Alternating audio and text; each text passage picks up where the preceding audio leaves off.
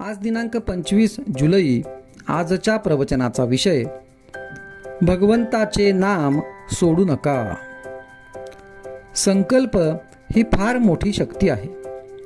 इच्छा जर खरोखर अति प्रबळ झाली तर ती वस्तूला आपल्याकडे खेचून घेतल्याशिवाय राहणार नाही. तसेच भगवंताच्या प्राप्तीसाठी प्रबळ इच्छा धारण केली तर भगवंत भेटतो. प्रापंचिक वस्तू आपण कितीही मिळविल्या तरी त्या स्वभावताच अपूर्ण असल्यामुळे त्यांच्या प्राप्तीपासून पूर्ण समाधान होत नाही. याच्या उलट भगवंत स्वतः पूर्ण असल्यामुळे आपल्या वासनांची पूर्ण तृप्ती होऊन त्या क्षीण बनतात आणि नंतर आपोआप नाहीशा होतात. म्हणून नेहमी भगवंत मला हवा अशी इच्छा करीत जावे. त्याचे नाम घेणे म्हणजे तू मला हवास असे म्हणणेच होय.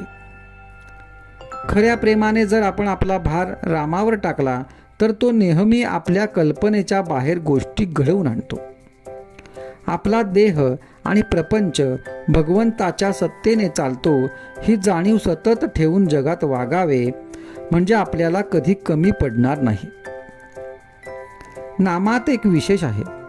विषयाकरता जरी नाम घेतले तरी विषय प्राप्त होऊनही ते आपले काम म्हणजे तुमचे मन निर्विषय करणे ते करीतच असते.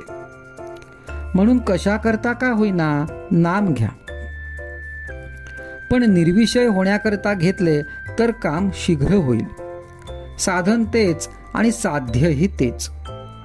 नामच एक सत्य आहे, या परते दुसरे सत्य नाही, या परते दुसरे साधन नाही असा दृढ भाव असावा.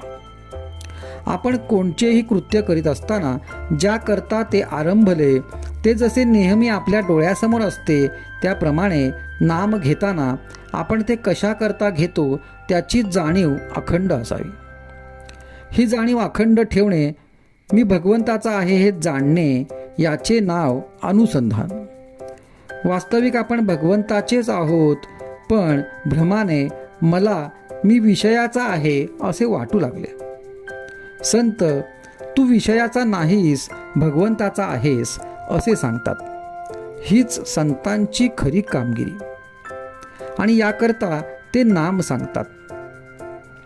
नाम घेणे म्हणजे मी विषयाचा नाही, भगवंताचा आहे असे मनाला सांगणे, मनात तशी जाणीव उत्पन्न करणे आणि ही जाणीव टिकवण्याकरता पुन्हा पुन्हा मनाला तेच सांगणे म्हणजे तेच नाम सतत घेणे.